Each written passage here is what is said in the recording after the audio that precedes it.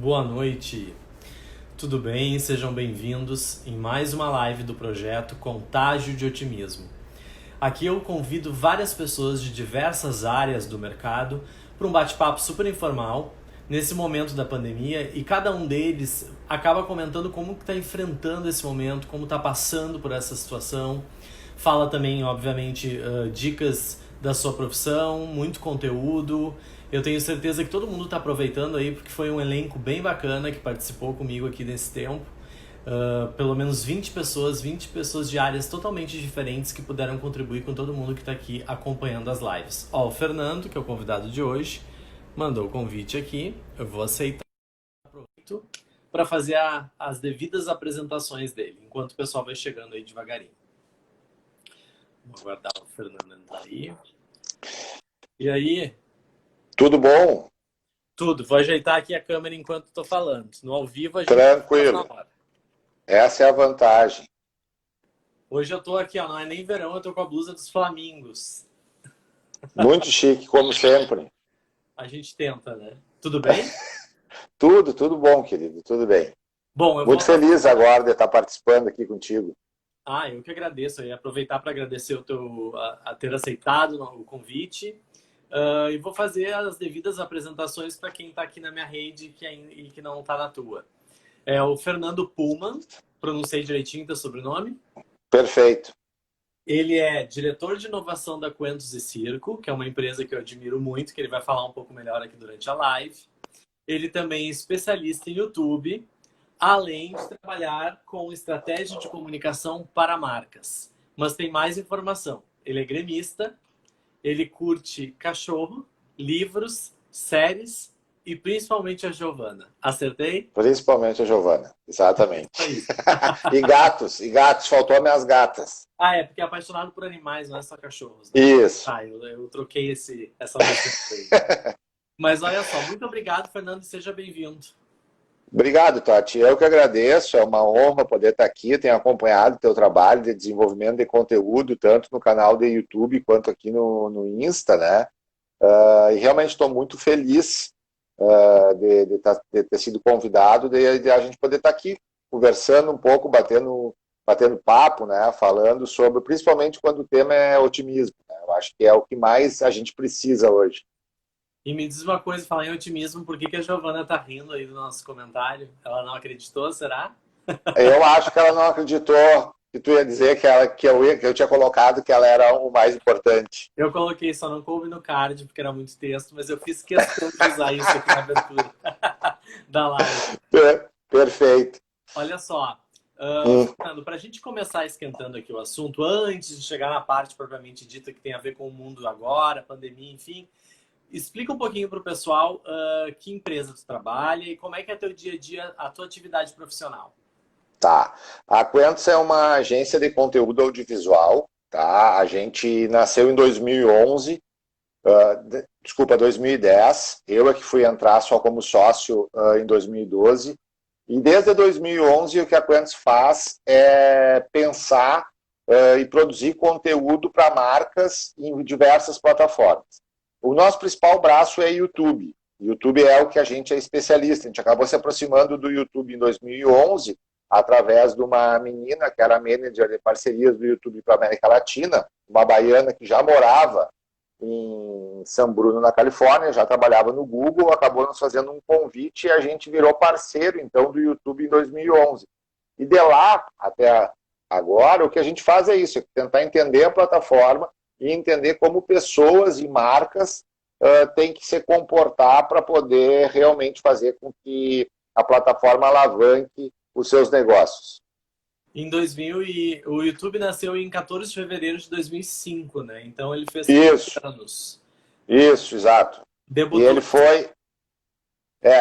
O YouTube ele é engraçado, né? Ele nasceu, como a grande maioria das redes sociais, elas nascem com um propósito e o usuário acaba transformando esse propósito em outro, né? O YouTube nasceu para ser um site de relacionamento. A ideia, quando eles criaram, os três sócios que criaram o YouTube, era que as pessoas usassem o YouTube para mandar declarações amorosas de uma pessoa para outra que estivesse distante, né? Por exemplo, como se fosse o caso, vamos dizer, de uma pandemia, as pessoas pudessem fazer isso. e acabou se transformando no maior site de vídeos online do mundo. E aí depois eles tiveram um problema seríssimo de direitos autorais, porque as pessoas começaram a subir conteúdos que não eram seus, e aí quem detinha o conteúdo acabou entrando na justiça contra esses sócios, e o Google acabou vendo aí uma oportunidade boa de adquirir o site e transformá-lo na sua grande plataforma de vídeo. E foi isso que aconteceu. O YouTube hoje ele é a segunda maior fonte de renda do Google, né? Embora ele ainda não deixe lucros expressivos, mas como receita ele já é a segunda maior fonte de receita do Google. E ele surgiu em 2005, pela história que eu sei, os 3 sócios que fundaram ele saíram do emprego que era na PayPal, que Exato. outra empresa comprou, eu acho que a eBay, né, comprou Isso. Eles, e eles saíram do emprego, se juntaram e criaram o YouTube. No Brasil, ele chegou em que época, mais ou menos, Fernando? A primeira vez que eu ouvi falar sobre YouTube deve ter sido lá por 2008, mais ou menos, 2007, eu acho. Eu ouvi falar pelo Luciano Potter. O Potter fez uma publicação falando sobre alguns vídeos antigos de bandas que ele tinha achado no YouTube. E aí eu fui atrás para ver e comecei a entender um pouco. Então eu acredito que ele deve ter chegado no Brasil em torno de 2007, por aí, porque eu acho que o Google comprou ele em 2006. Então eu acho que em 2007 ele tomou esse tamanho mundial. Para a gente ter uma ideia, quando a gente começou a trabalhar com o YouTube em 2011, o YouTube o Brasil era o 4º consumidor do YouTube no mundo. O primeiro era os Estados Unidos, o segundo era a Inglaterra, o terceiro eu não lembro, e o 4º era o Brasil. O Brasil hoje, sozinho, consome mais YouTube que toda a Europa junto. O Brasil hoje só perde para os Estados Unidos em tamanho de consumo e deve suplantar os Estados Unidos nos próximos anos. Porque a forma com que a gente consome o YouTube no Brasil é gigantesco, assim. Principalmente então, realmente, agora, né, com a pandemia, que as pessoas estão ainda mais usando a internet. E o YouTube, eu tenho a impressão, a leitura que eu faço, é que o YouTube se tornou definitivamente o que ele diz, né? YouTube, você no tubo, você na televisão. Exato. O canal de cada pessoa, as pessoas produzindo conteúdo o tempo inteiro, e isso ganhou uma força agora que nem uma avalanche. Totti, eu estava olhando hoje alguns números do YouTube para uma live que nós vamos fazer na quarta-feira, eu e a Gi, depois até no final eu quero falar um pouquinho sobre isso. Claro. E eles estavam mostrando que entre o dia 1º e 15 de março, tá, o YouTube teve 50% a mais de uploads em vídeos no sistema global. Tá? Ou seja, o YouTube normalmente ele tem 500 horas de vídeo por minuto, ele foi para 750 horas de vídeo por minuto. E um ponto muito importante, não tinha entrado ainda em quarentena o Brasil entrou a partir do dia 16, por aí, 15, 16, né, que a gente começou com esse sistema de home office, e os Estados Unidos ainda não estavam no auge da crise, que são os 2 países que mais consomem e mais produzem conteúdo. Então, daqui a 1 mês ou 2, a gente vai ter esses números, provavelmente a gente deva ter, durante a pandemia, dobrado ou triplicado o número de uploads de material no YouTube mundial. É um número muito grande. Eu vou aproveitar para dar um oi para todo mundo que está entrando aí, Fabiano, que deu um tchauzinho aí, e a Neca Hickman, o Vinícius, que estão aí participando, minha mãe, que está prestigiando a audiência, qualificadíssima. Ótima. O Fabiano, um beijo para a Neca. Grande Fernando. Um beijo para a Neca. Um abraço para o Fabiano Silva. Um dos maiores preparadores físicos do Brasil. Ah, é? Olha, bem prestigiado aí, viu? Fabiano Silva é preparador físico da Seleção Brasileira de Futebol de Salão. Que bacana. Então vamos ver se ele aprende um pouquinho com a gente hoje aqui, se a gente consegue transferir conteúdo e informação para as pessoas. Ô, Fernando, bom, aí tu entrou nesse negócio de YouTube, começou a te especializar nisso, E hoje, assim, ó, citando alguns, pelo menos os principais projetos que tu atua do YouTube, assim, com que marcas, com que canais, e como O... funciona, por exemplo, para uma pessoa contratar a tua empresa? Se pode contratar, se tu, ou é tu que escolhe o projeto que tu participa, como é que funciona? Tá, na verdade, assim, ó, hoje a Quentus está fazendo uma volta às origens, tá? A Quentus, quando ela nasceu lá em 2011, a ideia era que a gente trabalhasse muito na parte da estratégia, muito na parte de inteligência, do penso do produto e terceirizasse toda a parte de mais operacional, né? A gravação, a edição, essas coisas assim. No decorrer do processo, acabou que a gente assumiu a parte de captação, a parte de edição, e em 2018, final de 2018 e a partir de 2019, a gente começou a repensar isso e começou a entender que o que a gente poderia vender realmente de valor seria a parte do penso. Esse é o nosso grande diferencial. Então a gente fez todo um movimento de volta para esse lado, né? Hoje, o nosso principal case é a Sanremo do Grupo Betanin. A Sanremo hoje ele é o maior canal de YouTube do segmento no Brasil, tendo hoje perto de 114 mil inscritos no canal. É um trabalho de 3 anos, a gente pegou esse canal com 9 inscritos, hoje está chegando em 114 mil, com uma perspectiva... Inclusive. Desculpa, cortou? Não, eu falei que é sensacional o trabalho de vocês, inclusive, porque vocês conseguiram, mais do que mostrar a utilização de potes, por exemplo, vocês conseguiram trazer conteúdo, receitas, muito legal. Ele é um canal que nos enche de orgulho, assim, com alguns vídeos aí beirando 1 milhão de views, outros com mais de 1 milhão de views. Realmente ele é o nosso grande case. A gente amanhã estamos lançando um canal novo de um outro cliente, que é da Coyote Original Food, que é um canal focado em alimentação, de um chefe de cozinha.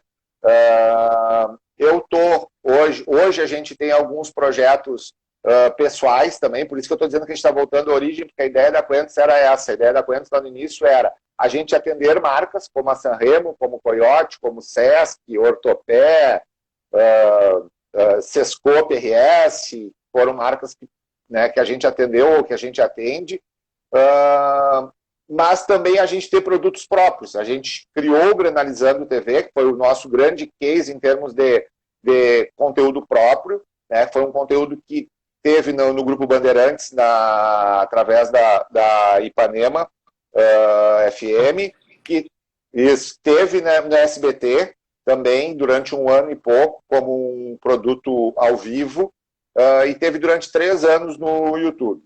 E a gente teve a NTV, que era um projeto, foi um projeto piloto de 6 meses, voltado para o público feminino, e agora a gente está retomando algumas coisas assim.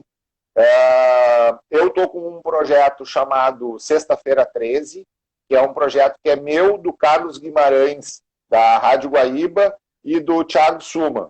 A gente faz toda sexta-feira, à noite, ele começou sendo gravado, e aí depois, com a função da pandemia, a gente teve que passar para o sistema de live, onde a gente fala sobre todos os assuntos do nosso dia a dia, assim, cada vez tem um tema. Sim, teve essa sexta-feira que foi sobre sexo, né?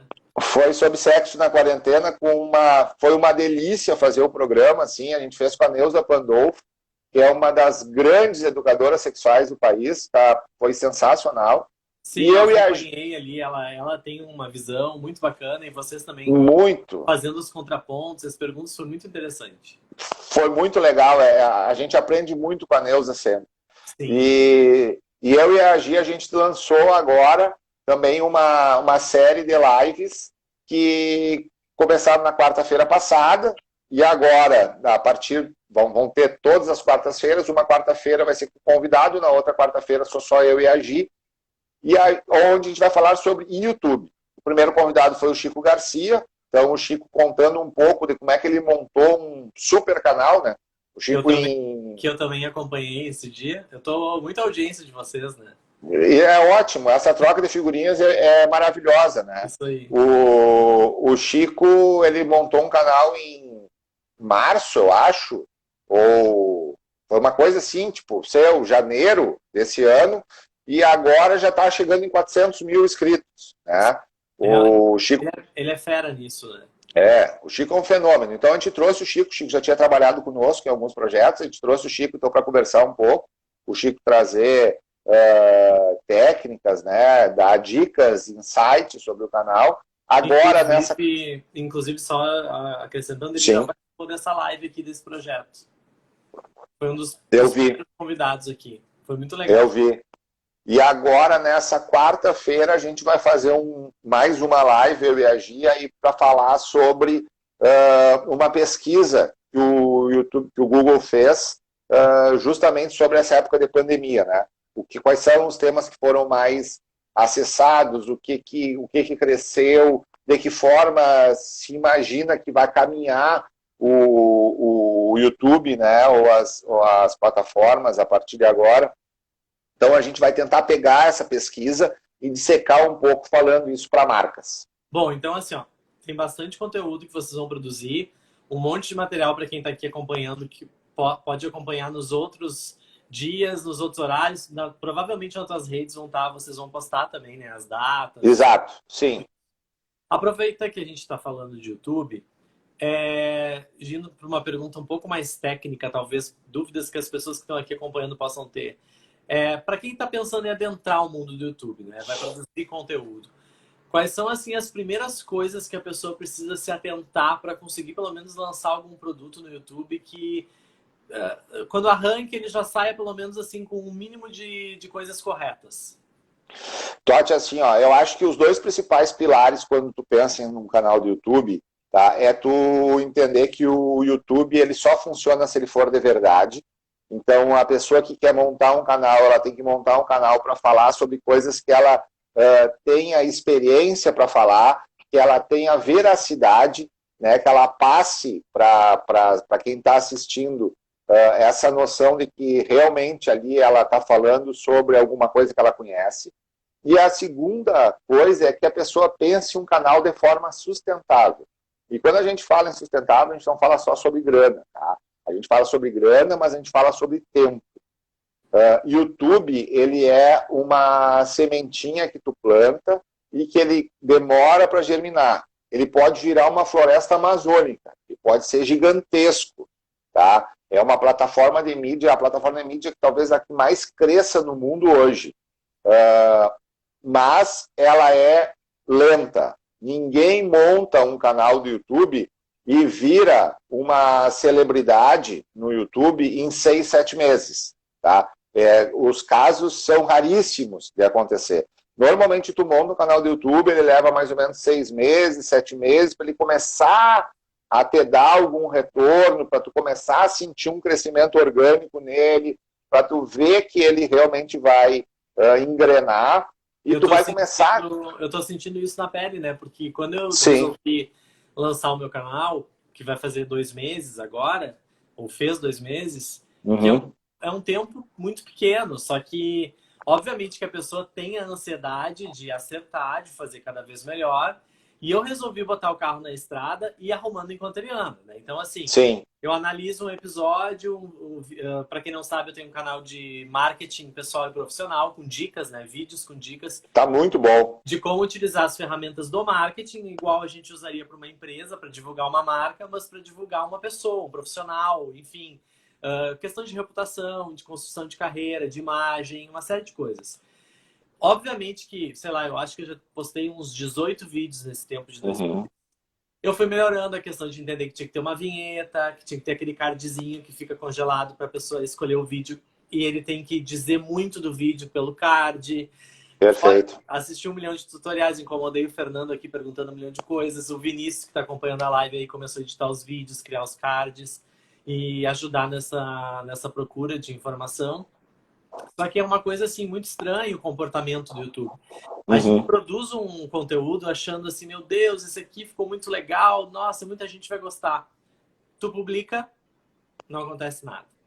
Aí outro vídeo que tu nem dá tanta importância assim, tu vai lá, baixa o vídeo, um monte de gente comenta e curte. É uma coisa que oscila, ele não tem exatamente uma fórmula única, mas ele tem coisas que ajudam. Mas sabe que tu vai ver isso com o passar do tempo, tu vai lembrar de mim. Tu vai ver que esses vídeos que tu fizeste, que tu disseste assim, ó, esse vídeo ficou muito bom e ele não teve um efeito imediato, daqui a alguns meses tu vai olhar para trás e ele vai estar muito bem. Ele vai crescer. Ele vai crescer mais do que aquele vídeo que tu não curtiu ou que tu acha que não está tão bom e tu colocou lá e ele, num primeiro momento, ele aconteceu mais. Tá? A gente tem vários casos, assim. Eu tenho, por exemplo, eu vou citar um aqui. Tá? Tem um caso de um vídeo da Sanremo, que é do Cantinho Pet. Quando a gente fez o vídeo ficou maravilhoso e, pô, envolvia pet, a gente tinha certeza que ele ia ser o grande vídeo do canal. Ainda não tinha acontecido o vídeo do canal, sabe? Tinha vídeos lá com 20 mil, 40 mil, mas não tinha acontecido o grande vídeo. E o Cantinho Pet, principalmente foi uma aposta minha, assim, quando eu vi ele pronto, né? Porque quem dirige, na verdade, é a Gi, mas quando eu vi ele pronto, eu disse, pô, esse vai ser o vídeo. E ele foi e não aconteceu. Ele foi indo ali, mas ele não parou de crescer. Tá? Ele não parou de crescer porque ele tinha consistência, porque ele tinha conteúdo. E aí as pessoas começam a comentar. E aí as pessoas buscam o vídeo buscam sobre o assunto. E ele está ali, e ele entrega o que as pessoas querem. Hoje, eu não sei de cabeça, mas ele deve ser um vídeo que deve ter aí em torno de... Se ele não tem 500 mil, ele tem perto de 500 mil de views. E enquanto outros vídeos que arrancaram assim, fizeram 10 mil, 20 mil rapidamente, e hoje tem lá 80 mil, 90 mil, mas no decorrer do tempo eles ficaram. A gente não pode esquecer que o YouTube ele é rede, ele é uma rede social, né? Então tudo depende muito, assim, daqui a pouco tu lança um vídeo e aquele vídeo é justamente o assunto mais falado da rede naquele momento, né? Ou tu pega lá 3, 4, 5, 10 pessoas que tu conhece, e aquelas pessoas elas assistem o vídeo ao mesmo tempo, ou num tempo muito, muito próximo, e comentam aquele vídeo, e dão um curtir naquele vídeo, e isso acaba indexando o vídeo dentro dos algoritmos do YouTube, e o YouTube acaba projetando ele mais do que outros vídeos que às vezes têm um conteúdo melhor, mas que não tiveram essa mesma sorte, vamos dizer, no momento do lançamento. Mas, no decorrer do tempo, eles acabam acontecendo. Aquilo então, que eu falei... o algoritmo do YouTube, que é um... Que é o segredo de tudo. Né? Na verdade, assim, aquilo que eu estava falando ali, que tu precisa ter... tu precisa pensar na sustentabilidade quando tu faz o vídeo, é porque tu tem que pensar na tua capacidade de grana para produzir. Não adianta tu fazer um mega vídeo, um vídeo super espetacular, uma vez por mês. Tu não vai criar pessoas assistindo o vídeo, né? Não vai criar audiência.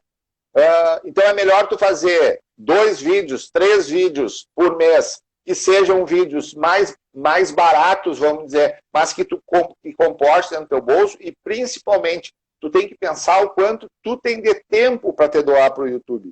Porque tu tem que compartilhar, tu tem que fazer, tu tem que postar, tu tem que comentar, tu tem que divulgar, tu tem que fazer com que as pessoas vão lá. Aí o Fernando Puma vai lá, dá um muito bom pro Totti, o Totti responde o Fernando Puma, e aí começa toda uma interação. As pessoas, na verdade, não têm noção do trabalho, porque, por exemplo, quando eu vou produzir um vídeo, primeiro ponto, né, o tema, o que eu vou falar. Aí depois tu pensa em todas as informações que tu tem, monta um roteiro do vídeo. Primeiro um roteiro de conteúdo. Depois um roteiro, teoricamente, das falas. Não que tu vai falar, eu não decoro nada, eu falo na hora, mas assim, sim, tu tem um roteiro mental. Um esqueleto. Exatamente, um esqueleto. Depois a questão de captação de imagem, edição, baixa para transfer, tem toda uma função. E aí, quando tu imagina que tudo parou, agora eu postei e o trabalho acabou. Não, aí veio o momento justamente da divulgação do conteúdo que tu colocasses ali. Então é um trabalho que as pessoas não têm ideia de quem produz conteúdo de forma séria, evidentemente, para o YouTube. E que tem uma série de passos que são necessários que as pessoas nem param para pensar, desde o título do vídeo, por exemplo. Que é essencial. Tu imagina o seguinte, se a gente está falando que sobem 500 horas de vídeo por minuto, se tu não tiver uma estratégia muito clara e tu não for muito focado naquela estratégia, o teu vídeo ele vai virar uma gota no oceano. Ninguém vai fazer mágica. Não existe isso. A não ser que tu já tenha uma rede social muito forte em alguma outra, sei eu.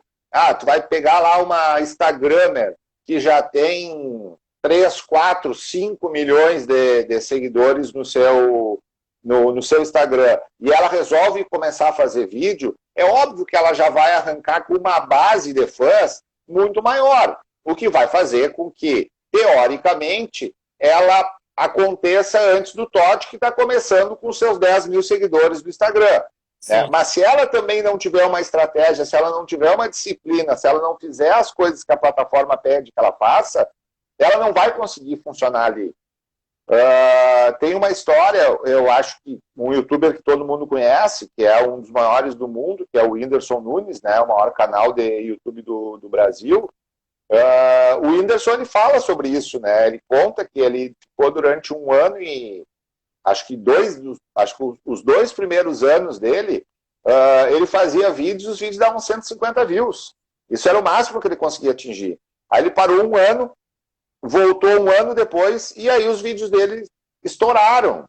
Né? Então, tudo vai muito do trabalho, do quanto tu consegue te doar para aquele projeto, do quanto tu consegue trabalhar, qual é a estratégia que tu vai utilizar, de tu conseguir entender o que a rede te diz, de tu conseguir entender o que a própria plataforma te diz. Esse case da Sanremo nosso, ele é um case que ele não funciona só porque o que a gente pensou em relação a conteúdo vai para o vídeo e dá certo. Ele funciona muito pela capacidade de interpretação das coisas que não dão certo. Daquilo que tu fez e não funcionou. Né? Até, inclusive, tu ir testando, assim, ó, que dias que tu posta que dá mais resultado, que dias que não dá, que horário. Exato. Tudo. Tu contou uma história, acho que foi da Sanremo, muito boa, da calda de chocolate, pode ser? Isso, como derreter chocolate. Isso, conta essa história que é muito boa. Isso. Na verdade, assim, ó, o que eu sempre conto, né, que eu venho da área de eventos, eu sempre fiz de evento a minha vida inteira, né, e então eu sempre fui metido a marqueteiro. E aí, quando eu vim trabalhar dentro da Quentos, com a Gi, que é a minha sócia, né, a Gi é de jornalismo, então a Gi é muito ali arroz é arroz, feijão é feijão. Né? E aí o Fernando chegou aqui querendo fazer, nós temos que fazer um título, o melhor arroz feito na América Latina. Né? E a Giovanna dizia, não, nós temos que fazer um título arroz e feijão, porque o vídeo é sobre isso, porque é assim que as pessoas procuram. E ela me quebrou quando a gente criou um vídeo que nem era o vídeo mais bem feito, mais bem produzido, ou qualquer coisa assim da Sanremo, mas o título era Como Derreter Chocolate. Tá? E é dessa forma que as pessoas procuram no Google. Então, quando tu vai criar um vídeo para o YouTube, tu tem que pensar, não é no que as pessoas vão procurar um nome espetacular. As pessoas vão procurar exatamente o que elas querem fazer. Né? Então, quando uma pessoa senta na frente do computador, ela vai lá e coloca, se ela quer derreter chocolate, é como derreter chocolate. Quando tu consegue acertar esse título, a tua chance daquele vídeo crescer e viralizar e acontecer é muito maior. Então, a gente tem que ter muito essa preocupação. O YouTube, não o YouTube em si, mas vamos dizer, o celular, para todos nós, com a função do smartphone, ele virou o nosso oráculo, né? Sim, todos oráculo, é dicionário, é a base, tudo. Enciclopédia, tudo ali. Todos os problemas que tu tem no mundo, tu resolve com o celular. Tu quer comprar uma passagem aérea no celular, tu quer encomendar um livro no celular, tu quer descobrir onde é que tu acha um chaveiro no celular. E dentro desse universo mágico do celular, do smartphone, o YouTube surge como o grande sucesso.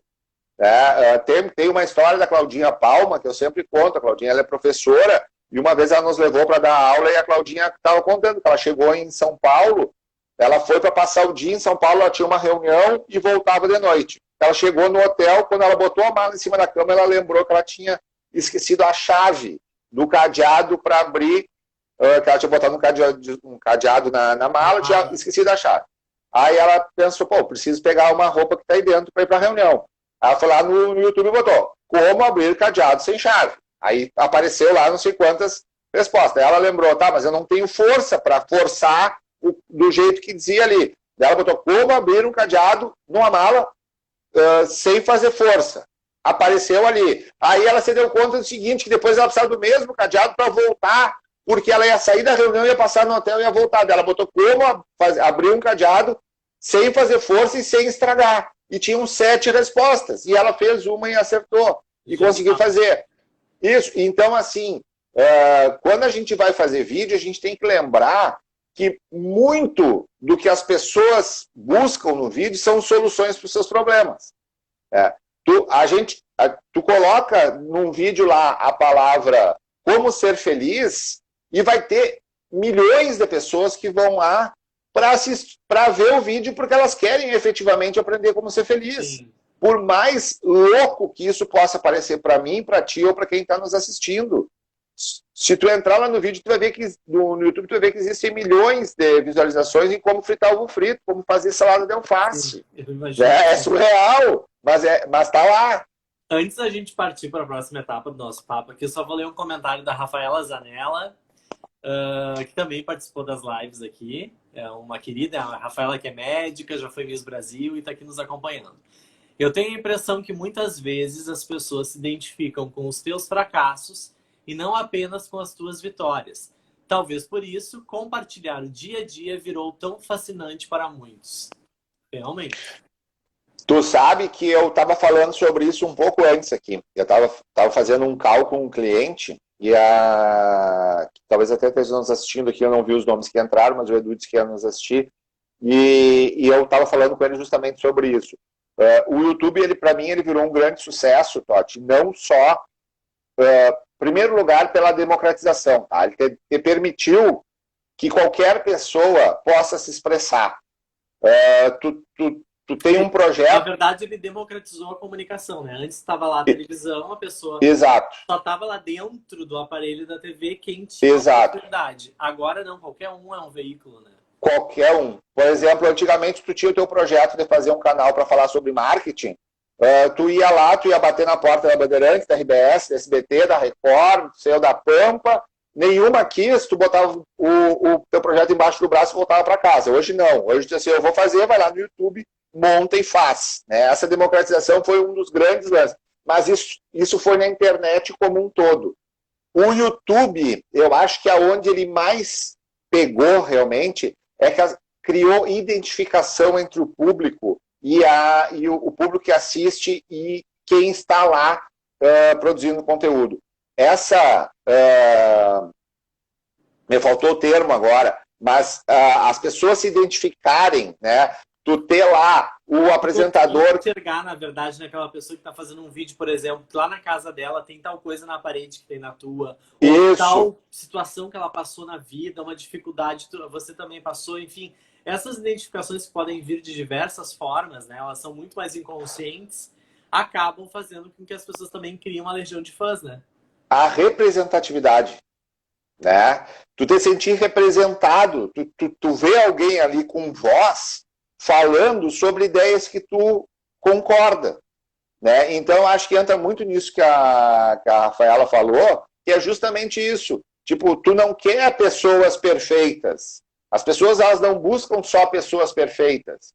Elas buscam pessoas que representem a elas, que tenham coisas em comum, né? E que elas se sintam identificadas ali. Eu acho que esse é o principal desafio de quem produz conteúdo hoje. É tu conseguir desplastificar.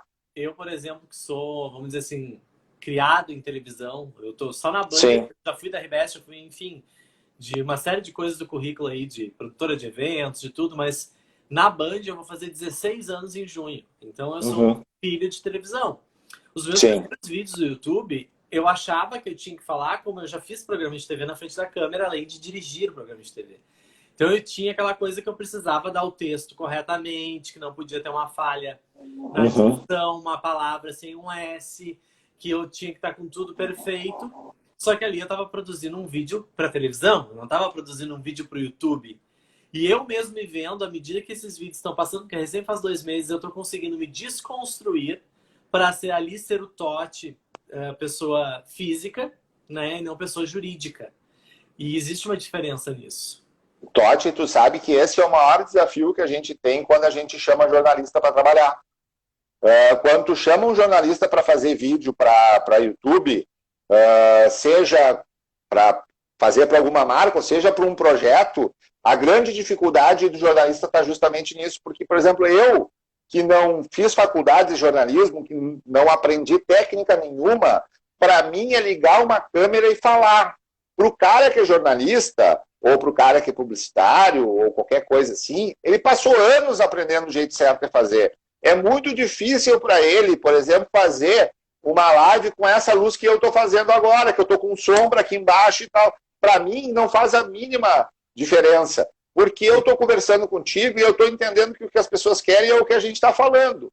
O jornalista não, ele foi moldado para aquilo, ele foi incutido aquilo na cabeça dele. Então, não, essa... pior, Fernando, eu fiz publicidade, a minha formação é pós-marketing, e fiz 3 anos de jornalismo. Então, eu sou a mistura de jornalista com publicitário, que pensa na forma e no conteúdo, e das duas coisas. E na estética.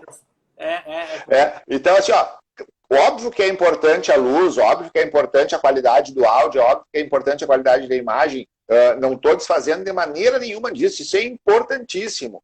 Né? Mas a minha paranoia sobre isso é muito menor, né, do que a de um jornalista, por exemplo, que estudou para isso. E dessa gurizada que está vindo agora, os nativos da plataforma, seja Instagram, seja YouTube, esses caras, muito mais ainda.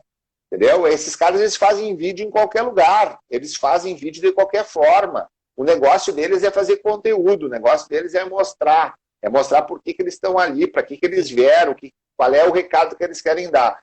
Então, eu acho que a Rafaela falou muito bem, e acho que é bem por isso, é bem por aí mesmo. As pessoas, elas... Pode falar, pode concluir. Não, é isso, elas procuram identificação. Entendeu? E a internet permite isso. Já que tu falou em identificação, eu vou aproveitar o gancho para falar um pouquinho sobre a questão de estratégia de comunicação para as marcas. Perfeito. Tanto no YouTube, quanto em qualquer universo de estratégia de comunicação, principalmente nesse momento da pandemia, assim, qual é a visão que tu tem da importância das marcas agora terem uma boa estratégia, se posicionarem da melhor forma nesse momento que a gente está vivendo? Totti, assim, ó, o que eu aprendi nos últimos anos com as marcas, tá? As marcas, elas se deram conta que elas vão estar na internet, elas vão estar no YouTube ou em qualquer rede social, independente delas quererem ou não estarem lá. A elas só compete decidir se é elas que vão ditar o conteúdo delas que vão estar lá, ou se alguém vai ditar para elas de forma indireta e muitas vezes de uma forma que elas não gostam. Tá? Então, assim, ó, as marcas elas vão ter que estar lá, não tem como fugir. Hoje a gente vive um mundo virtual tão forte, já antes da pandemia, com a pandemia muito mais forte, que não tem como tu não estar na internet. Se tu não está na internet hoje, tu não existe como marca. Tu tem que estar lá, de alguma maneira. Com o decorrer... E tem que estar presente, por exemplo, a leitura que eu faço, né, do meu dia a dia em comunicação, tem que estar presente em todas as plataformas. Tem que estar no YouTube, Exato. No Twitter, no Instagram, no Facebook, para falar com todos os públicos que circulam em todas as plataformas, mas com a linguagem adequada a cada uma delas. Perfeito. Tu sabe que assim, ó, há uns 6 ou 7 anos atrás, quando eu comecei a trabalhar com o YouTube, uma vez eu tive uma discussão lá na PUC com alguns professores de lá, porque eles diziam que a TV ia acabar. E eu dizia para eles que a TV não vai acabar nunca. Não, nunca. A TV não vai acabar nunca. A TV, ela pode se modificar a partir do surgimento de outras plataformas, de outras formas, ela não vai acabar como veículo.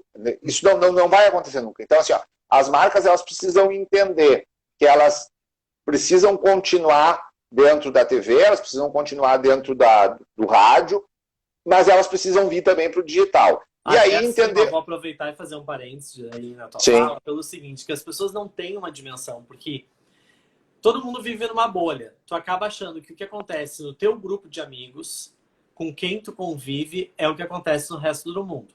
Então, como, por exemplo, nós somos pessoas que podemos ter um smartphone, uma internet legal, usamos as redes, a gente acha que todo mundo é assim. E não é, na verdade, o maior consumo do brasileiro, por exemplo, é na televisão. A televisão ainda detém o poder, a TV aberta, de chegar a quase todo mundo, praticamente. Até quem não tem o celular tem a televisão. Então, assim, na verdade, eles são meios complementares. E se tu pensar que os assuntos da internet, em sua maioria, acabam sendo o que aconteceu na televisão, o que o telejornal, o que a novela, o que o reality show acabou falando, ou acontecendo, exibindo lá, acaba repercutindo e sendo comentado nas redes sociais.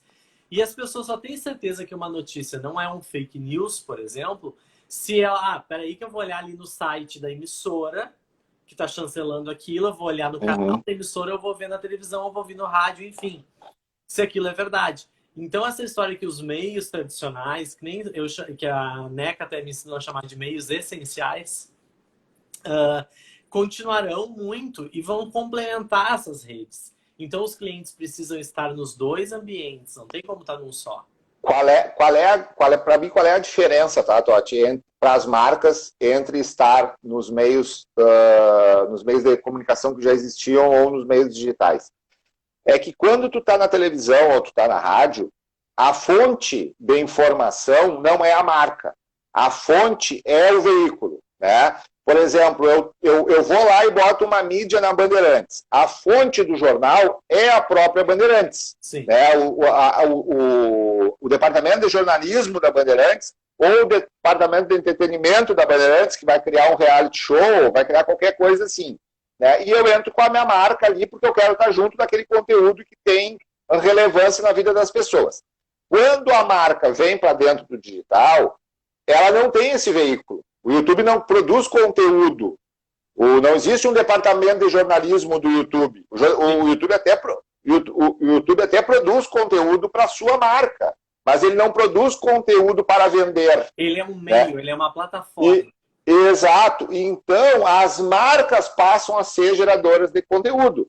Por exemplo, o canal da Sanremo, que é o case que a gente vinha citando, o canal da Sanremo vai lá e ensina a fazer organização de ambiente. Ele vai lá e ensina a fazer receita fitness. Ele vai lá e dá dicas de faça você mesmo, dentro da tua casa. Então, ele tem uma série de conteúdos onde a marca é fonte, onde ela passa a ser o fazedor, vamos dizer, de conteúdo para aquele público consumidor dela. E, inclusive, então, ali ela vai ter que responder às pessoas sobre o que ela está fazendo. Porque exatamente. A abertura desse canal de via dupla, né? Então não tem o que fazer. Exato. Até o Marcos Pellins falou, concordo, Totti, na verdade a televisão capta todas as gerações, mesmo em épocas de avanços tecnológicos. Tanto que, assim, eu fiquei surpreso esses dias que eu vi com a história desse valor que o governo está ajudando as pessoas, de 600 reais, que depende de um aplicativo por celular com internet, que tinha uma cidade, que eu não lembro o nome, que a única pessoa do município que tinha um aparelho de celular era o padre. E que as outras pessoas não tinham. Para te ver como isso existe em 2020. E olha também, ela só tinha a televisão, né? Mas elas não tinham a internet, os telefones, o smartphone.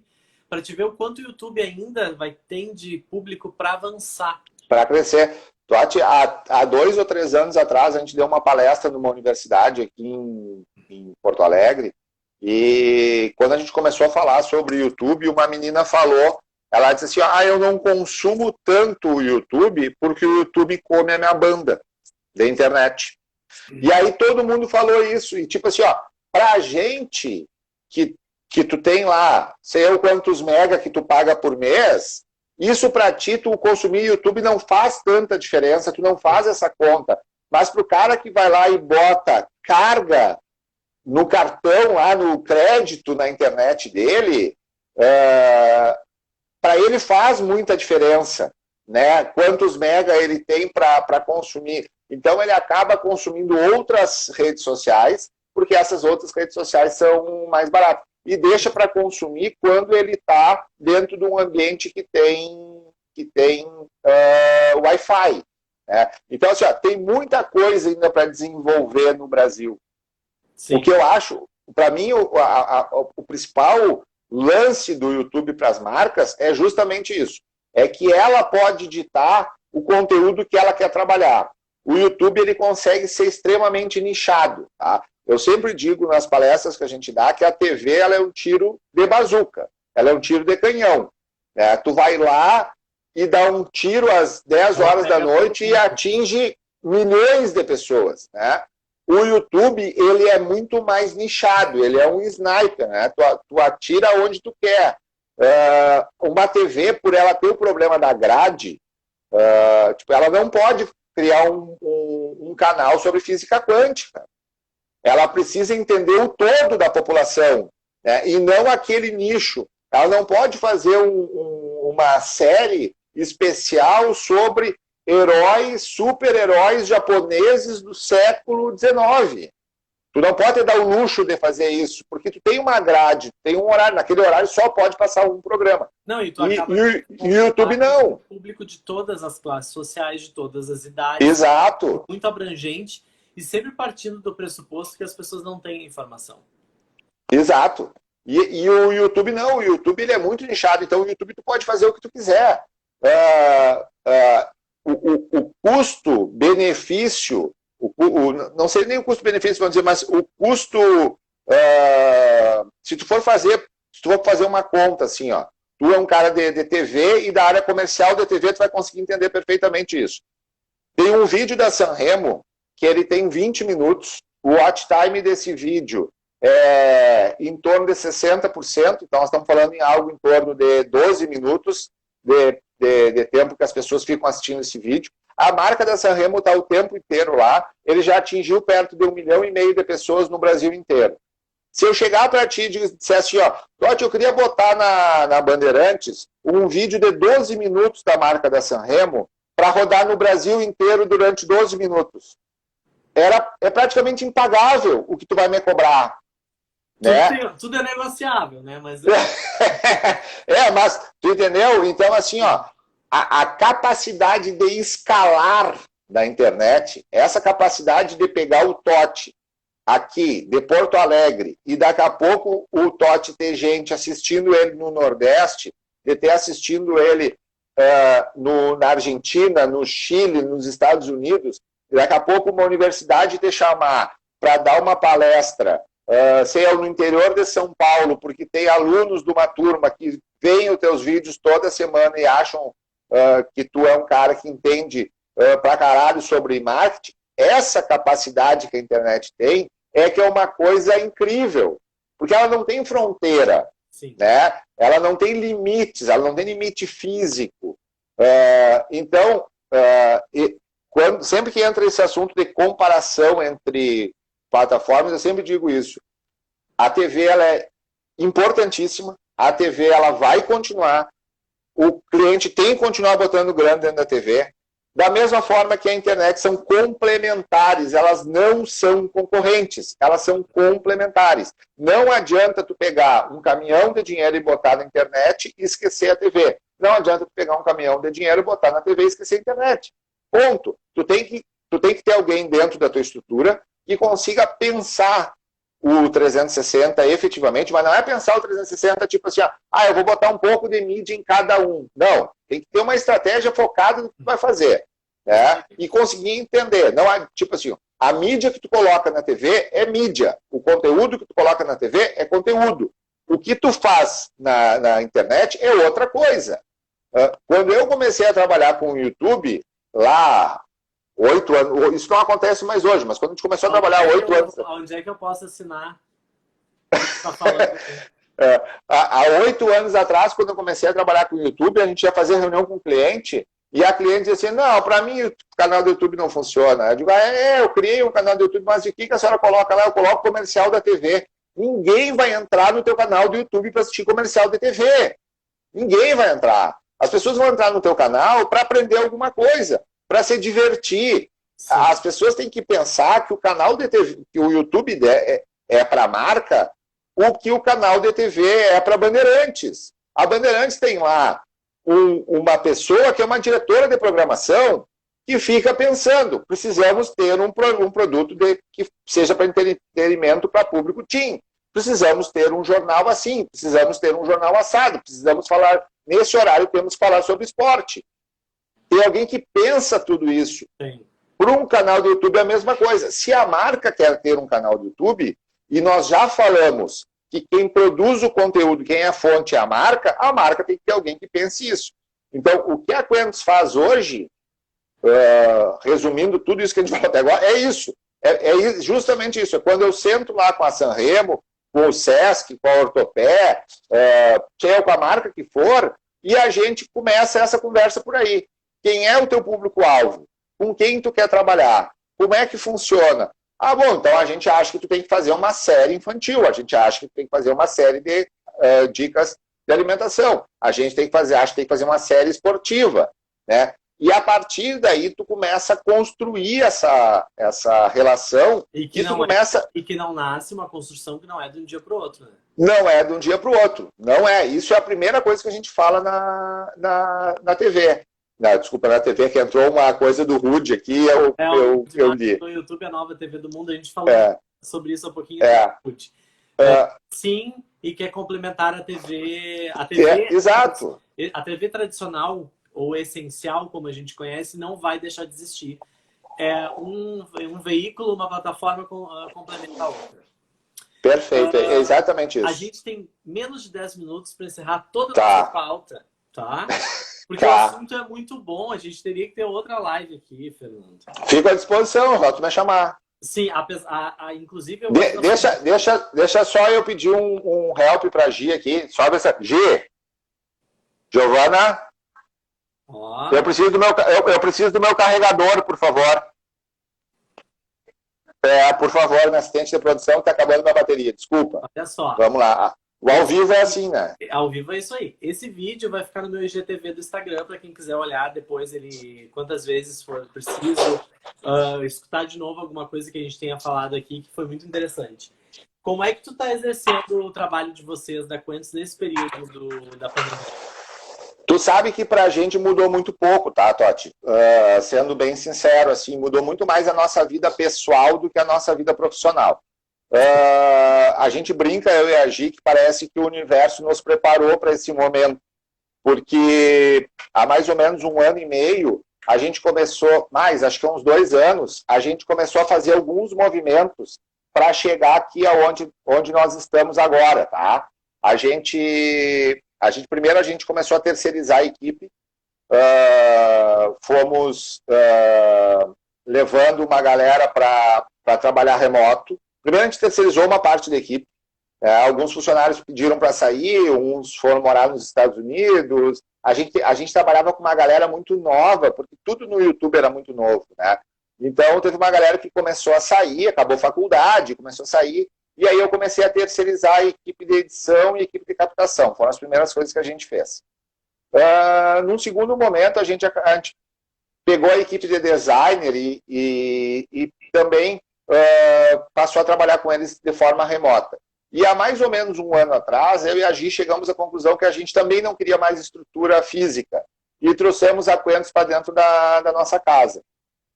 Então a gente trabalha daqui, eu tenho um escritório aqui dentro do apartamento, a gente trabalha daqui, eu e a Gi, já trabalhávamos assim, então mudou muito pouco, assim, o nosso trabalho continua, o editor continua trabalhando na casa dele, a equipe de captação nesse momento é que parou, né? A gente pegou os canais que a gente está trabalhando e transformou tudo em live ou canal de animação, para não expor ninguém.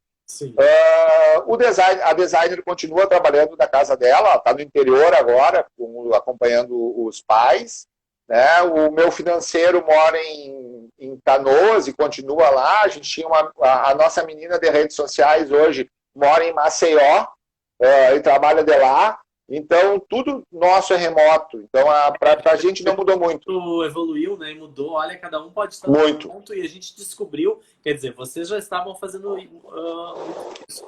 Mas tem gente que descobriu agora na pandemia, né? O que já acontecia fora do país muito facilmente.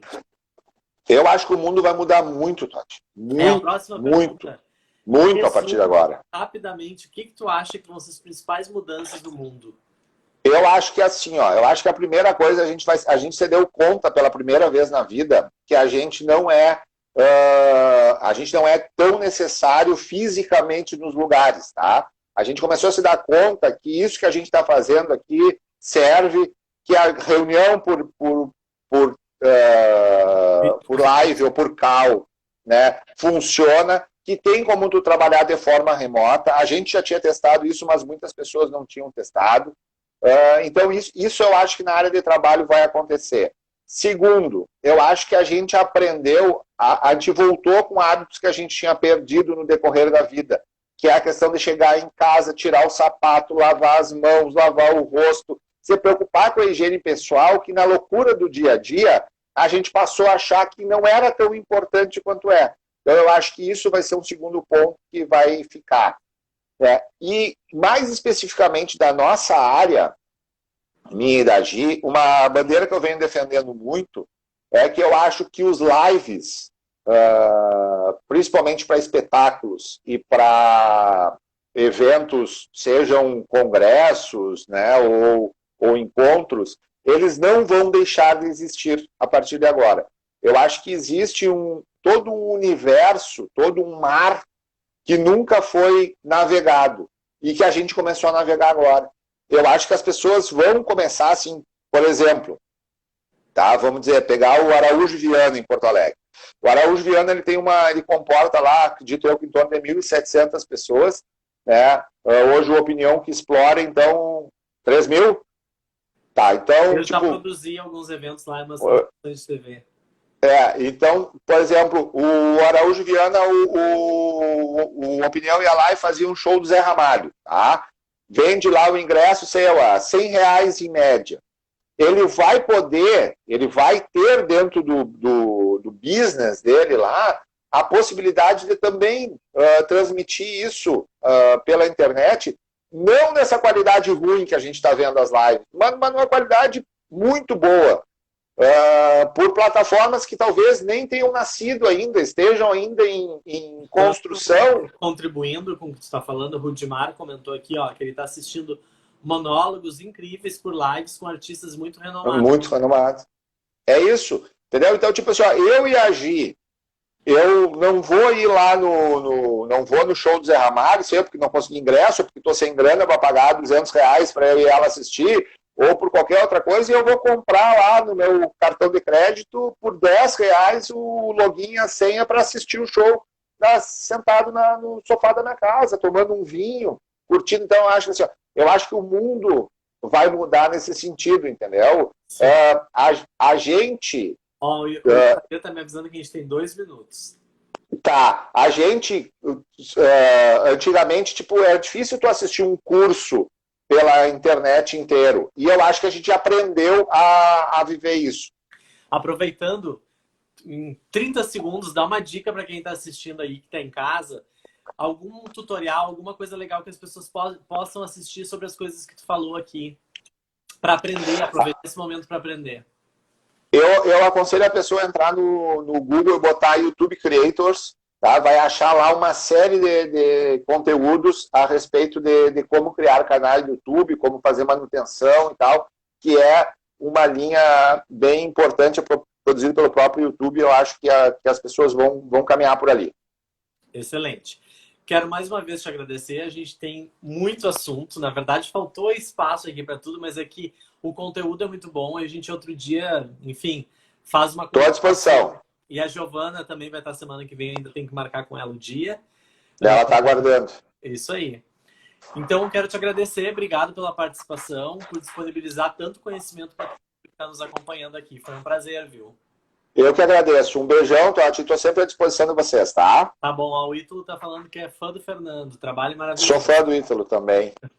Tá todo mundo cheio de fã aqui. Uma boa É, noite para todo mundo. Espero que tenham gostado e até a próxima. Amanhã, aproveita aqui os 20 segundos finais. Amanhã tem live com o professor e diretor de teatro, o Marco Plá. E ele vai falar justamente como reinventou a escola dele. Ele vai dar oficinas a partir de junho totalmente por meio de vídeo. Comunicação, perfeito. expressão, uma série de coisas muito legais. Vale a Bem pena legal. Isso. a live. Só lembrando, quarta-feira tem a live da Coentos, então às 11 horas da manhã, comigo e com a Gi falando sobre o YouTube, tá? Acompanhe. Tchau, pessoal.